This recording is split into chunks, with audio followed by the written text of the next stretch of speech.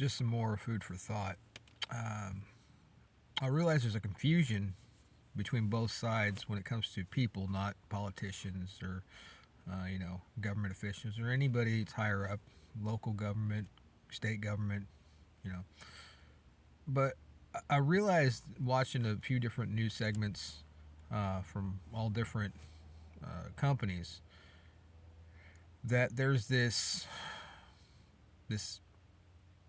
thing unseen between both sides, and the argument about people who like America, people who don't like America, not seeing certain things. The most recent thing in politics, having a stand up at the Trump rally, was that he made the statement America is for Americans only. One thing about jokes, whether you consider it to be one or not, either way, um, look back at jokes, 70s, 80s, 90s stand up comedians when that was actually a thing. I've kind of seen a comeback now where jokes didn't need to be explained because there's a statement that's always held true is when you explain the joke or have to explain the joke, it's no longer funny. And making a statement like that, be it a comedian or if it would have been a politician, wouldn't matter. Statement's a statement, no matter who says it.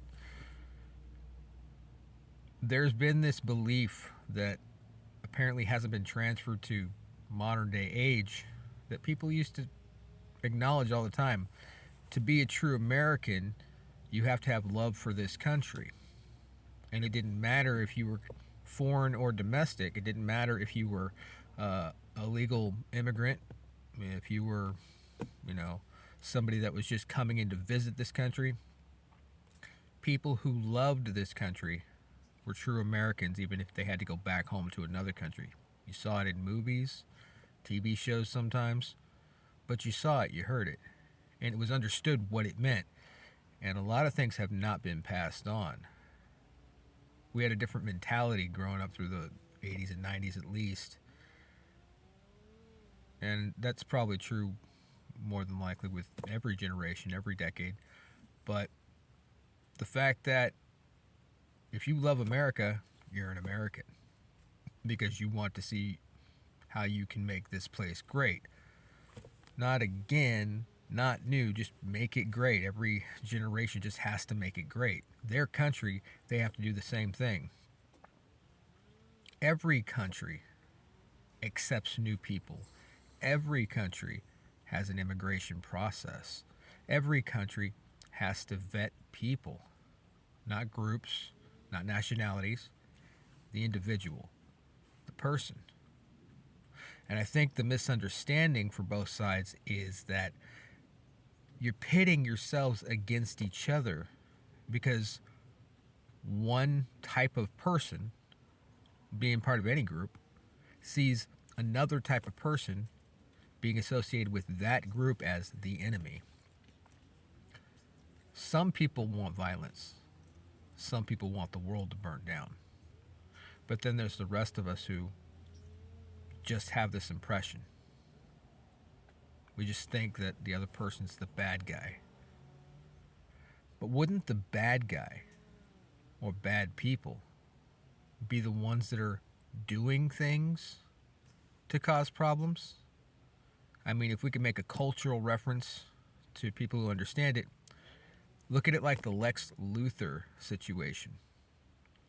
Lex has become in, fictitious world, a politician, but they use realistic scenarios. They use reality to use basis on the stories to make the characters go in that direction. Whether they're going there or not, we still read it. We still see it play out. We watch the animations. We watch the movies, the shows. The characters primarily remain the same. Even with the multiverse, you see in some weird version of Lex Luthor.